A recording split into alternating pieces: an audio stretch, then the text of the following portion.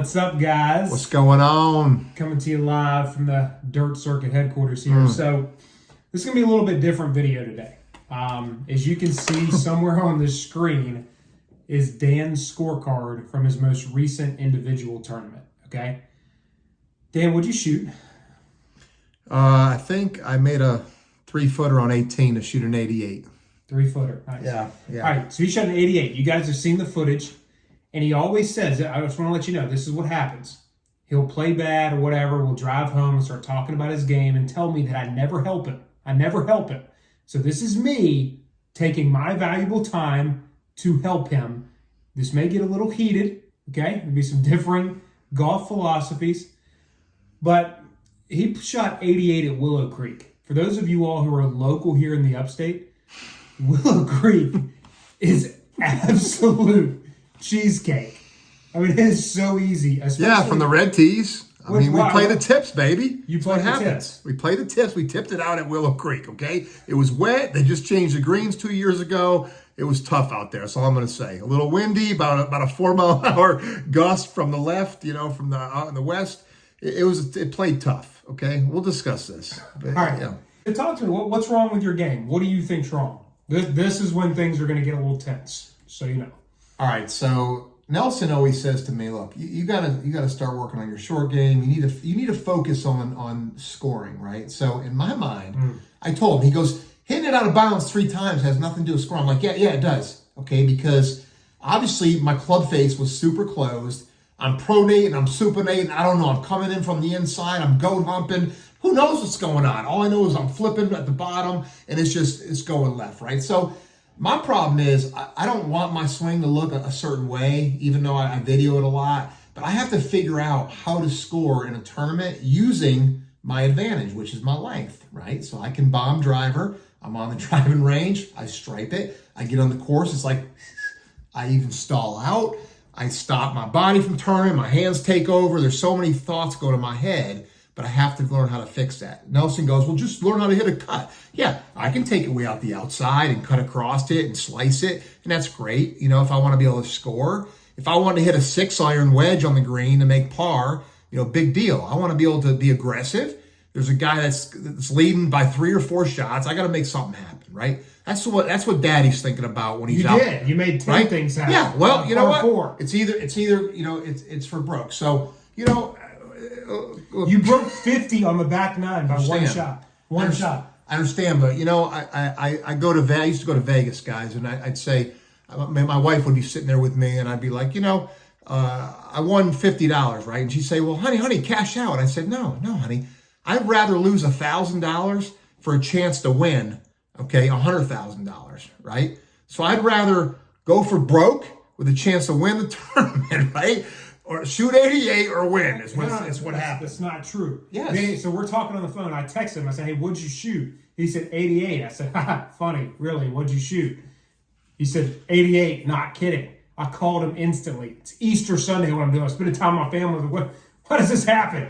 So I call him, and he said, yeah, he goes, the guy told me my swing's so fast, and I need to slow down my swing. And here's what I said. I said, the speed of your swing has absolutely nothing to do with 88 strokes on a par 72 course. It doesn't. Here's why. No, it doesn't. Here's why. Go ahead. Because when I swing ultra smooth, okay? Look, I have a fast tempo. I get it. You guys have seen our videos. But when I swing super smooth, there's less hands involved. I'm not turning it over as much. The club face is more square at impact, okay? So, yeah.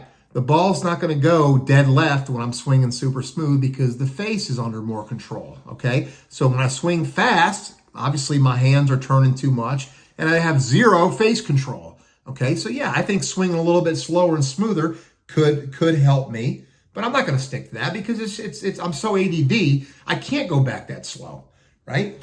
So whatever. I mean, I don't know why you don't even agree with that statement. Because, yeah, I mean, I can... What do they always say? They say when you practice swings, when you make swing changes, you want to go super slow because when you do it in slow motion, okay, you start off with little chip shots, okay? You can control the face. And once you learn that... Something he never does. Chip shots. Right, we'll get back to that. But once you learn that, then you can control the face at a faster speed, okay? So there is a lot, validity to that statement. So I don't know why you always say, oh, and then when I try to swing smooth, he goes, well, no, you can't swing smooth. Because you need to bomb it. You hit it long. Why are you swinging so slow? It's ridiculous. Because I'm not that good. He's 49, 6'4", 255, and can hammer it. Yeah, so that's by the way, I'm down 20. I'm down 20. Whatever. So, like, I can swing smooth too, and I won't hook it with a putter because I'm putting a 10-foot putt. But when you have speed, it has to do with your club face being shut. Period. Yes, that's why it's going left. 100%. I agree with that. But why is the club face shut?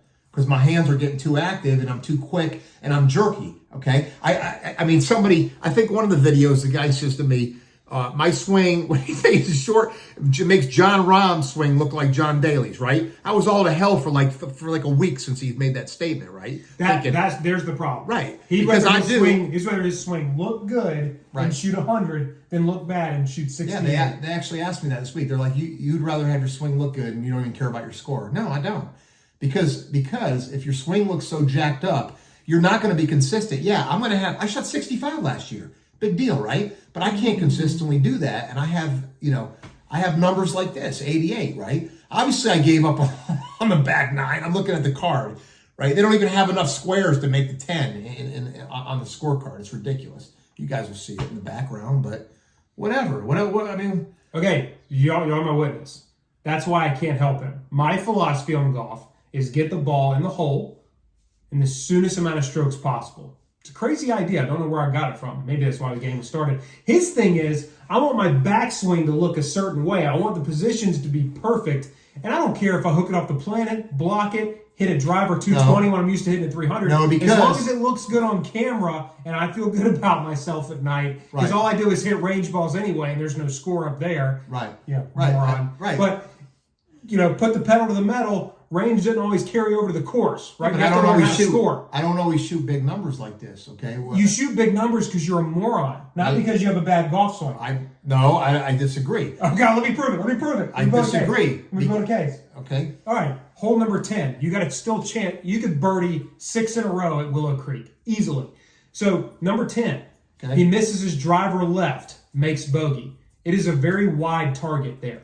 So he steps up on the tee box on number 11. He just missed his drive left. There's white soldiers left on 11. It is incredibly narrow. There's also a bunker, a sketchy bunker if you hit driver straight. Right, that was not a smart decision. You're right. A smart person would say, let me hit the 4-iron and hit a wedge up there, which I'm really good at, and make birdie. Or par at worst. But on that note, if you snipe the first one out of bounds, you certainly don't re-TD stick and do it again. And then you certainly don't do it a third time. Listen. But at that point, I'm trying to learn how to hit a driver. The real question is, why didn't you hit it a fourth time? Well, because I only had like one ball left in my bag, and I'm like, I don't want to get DQ'd, man. I'd rather shoot an 88. Yeah, there's skin. Yes, let's get back to that, right? So, by the way, yes, I shot 88, but I think I won $80 for closest to pin on number 3 when I hit a little 7-iron trap draw to 7 feet 9 inches. And I got a little Venmo for $79 on that one. So, it still made the day. Still made me happy for the day. This makes me so mad because this is what Dan is. He's a great salesperson. Great. I've learned a lot from him in my career in sales. A lot. But what he does every tournament is he convinces me, he sells me, just like he does to his friends on here, that he actually wants to be good at golf. And you just heard it out of his mouth. All he cares about is how his swing looks. Okay, but if that's the case, if I didn't want to be good or a better player, okay, I wouldn't have hit balls. I wouldn't have hit balls before the tournament, and after the tournament, I left and went to Haas Family Golf and hit balls there again. And no, I didn't just hit off the mats, okay, but I hit balls because I was working on stuff. Clearly, I want to be a better player. For one, I want to beat his dumb ass, right? I want to beat him one of these days, which I do sometimes, occasionally, okay, but I have to be more consistent and I have to be competitive. And when we play, tournaments, we play the tips. We're playing 7,200 yards. So I have to hit D-stick. So I have to learn how to hit it and get it in play. So, I mean, I get it, man. I understand scoring and I understand the whole... I do. You really don't. I understand the concept behind it. But the problem is if I have a short, really quick, jerky swing, I'm not going to be able to score. So I'm trying to work on my swing so I can be a better player on the course. I get what you're saying. Yeah, I can go out there and hit 5-iron off every tee and probably score better than an 88. Probably shooting the low 70s, to be honest. Matter of fact, I think when I shot 67 one day, I hit hybrid off every tee. That's no fun for me, okay? I want to hit the big stick. I want to hit it long, okay? I want to hit bombs. Long and left. Bombs, baby, is what I want to hit. So what I've told him, if you're going to go down the swing route, there's one part of your body that touches the club. That's your hands, the grip. I'm a firm believer the grip is the most important thing in the golf swing. It's the only thing that touches the club, and it maneuvers the club open or shut. If you're going to change one thing, you need to get that grip from like this, from really strong, where it only hooks. All right, so I have a slightly strong grip, okay? The problem is, with a strong grip, I come slightly over the top. I get a little steep. I'm a little shallow to steep, okay? So if I just recently learned, once again, I watched a lot of videos, a lot of content, that the secret move really is to get more shallow. So if I get more shallow, I actually have to get a little bit stronger with my grip to square the face, okay? So not only am I going to be like this, Daddy's about to turn that baby like this, okay? Guys, I'm looking for it's a power move. May 6th. It's listen, it's a power move, and he has no idea how good I hit it, okay? I do. I know you hit it 88 times. All right, so what he wants me to do, guys, he wants me to weaken everything, get super, super weak with my left-hand grip. So what? So I hit it 240 off the tee with a cut? No. I want to be able to hit it strong, long, and just hit bounce and have fun with the game, okay? I do have more fun. Now, do I have fun hitting out of bounds 3 times? Whatever. I mean, take that one score away, what do I shoot? I still shoot 82 or something. So whatever, okay? That's the reality. If you took the whole hole away, you shoot 79, which is terrible for you. So listen, the guy in my group, after like 14, he looks at me, he goes, dude, you shot 30 on this 9. You're 6 under. We're counting the scores. He goes, you shot 30. I'm like, that's great. We got 4 holes to play. Whatever, man. I need help. It's just with them. Yeah, it's okay. It's frustration, but we're glad we were able to kind of give you a little bit more insight into my head and kind of what's going on and with tournament golf. But he really truly doesn't believe I want to be a better golfer. He said it. Rewind the video. No, I just want my swing to be. Yes, you did. Did you not say it? I'll rewind it for you. I might have said. I didn't say I didn't want to be a better golfer. I want my swing to look better, so that way I can perform better on the course. Okay, because there's a couple moves that all good golfers do. Matter of fact, okay, I think he's got an incredible golf swing. Okay, but somebody was talking about his swing the other day because we were talking about our videos, and they said, dude, your buddy's swing is horrible.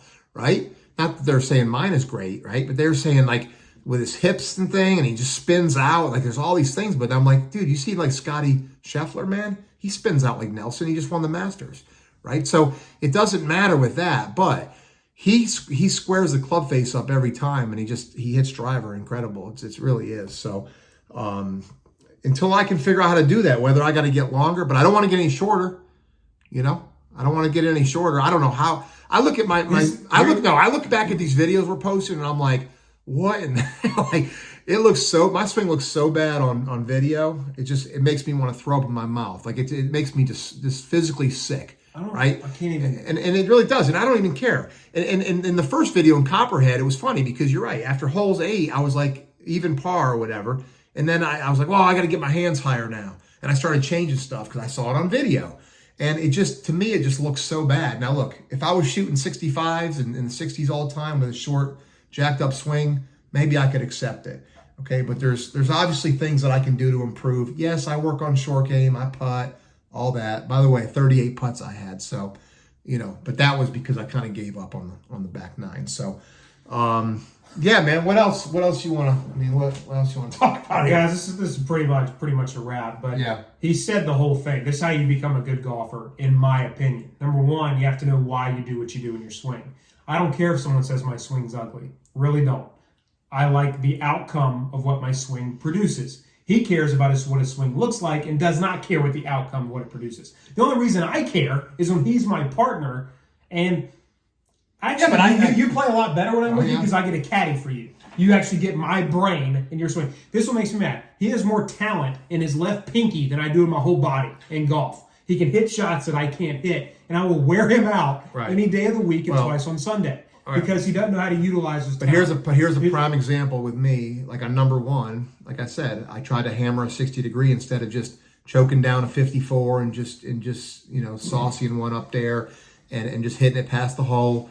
Maybe make birdie, but at worst you make par. What do? I try to hammer a 60 to get it close. So I the whole day kind of started off like that. And then of course I made birdie, which was great, but I just couldn't get anything going. When I shot 67 up there, I think I was 3 or 4 under through 7 or 8 holes. I just had the round. I just had it going, I don't understand. I birdied that one. The next hole, I have 126 into a front pin, a little downwind. I take gap wedge and fly it over the green. So, I mean, it's just no distance control because like I said, I'm just hammering at everything and it's whatever. It's whatever. But listen, this is good stuff. We wanted to talk to you guys about my round because it's unusual for me to shoot this high. It really is. But we all do it. Matter of fact, it was a PGA Tour Q School qualifier or for Monday qualifier. Guy shot 135, right?